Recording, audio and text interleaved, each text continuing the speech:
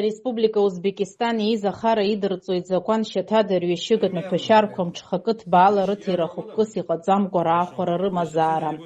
Аскаров Бухрон Рахман-иԥа Скиви-шәиҩын ижәижәи шықәса рзы Гагра раион аҩныҵҟатәи аусқәа русбарҭашьа аусԥшаара аусбарҭа аусзуҩцәеи Аԥсны Аҳәынҭқарратә шәарҭадаратә маҵзура араион Хәшеи Гагра ақалақь абазгаа рымҩала аамҭала дахьынхо аҭыԥ аҿы аоператив информациа анагӡара илҵшәаны даангылоуп.